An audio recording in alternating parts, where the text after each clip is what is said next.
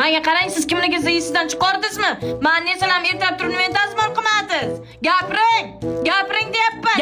Gapiraman. Meni tilim yo'q deb o'ylayapsizmi? Kelinam odam, uni ham ikkita qo'li bitta miyasi bor, u ham charchiydi, bo'ptimi? Ko'p gapirmanglar menga. Ya?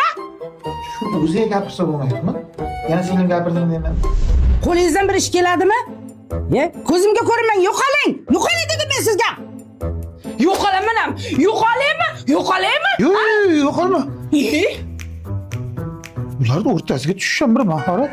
Nimaga ishlagan oyligimni ularga berishim kerak? Nima, o'g'limni ne hasratda kota qilgan oyligimni berasan deydi? Kelinlar nima arada oq keladimi? Tavba qildim. Ana qizini kasb-hunarli qilsin, ishlatsin, oyligini olib o'tirsin. Erta u ham birovga kelin bo'ladi. Hunar yo'q-da, parvo qilma. Topganlaring bahona. Mana Begoboddagi Dildor inspektor o'zidan shogird chiqaradi. O'qitgan shogirdlariga sertifikat beradi. Bunaqasi Begobodda bitta, hali bunaqasi bo'lmagan. Ular o'zi Euro model matolari olib kelib, oxirgi modada tikkan pardalari, dasturxonlari bilan mijoz to'plagan. Manzillari gidrometrada. Uylarida bo'lganligi uchun mijozlari 24/7 xizmat ko'rsatadi. Butun O'zbekiston bo'yicha zakaz chiqarish u yoqda tursin, Rossiyaga ham chiqarishni boshlashgan. Bildinglarmi? Ochopatlar?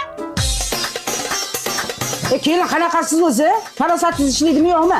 Shakar bilan choy ichishni bilasiz-ku? Qani shakar? Buningizga gapirishni foydasi yo'q. Aql kiradimi sizga o'zi? Kirmaydi, kirmaydimi? Ayting. Men nima qildim sizga? Menga nima qaraysan? Mana meni o'zlaridan so'ra.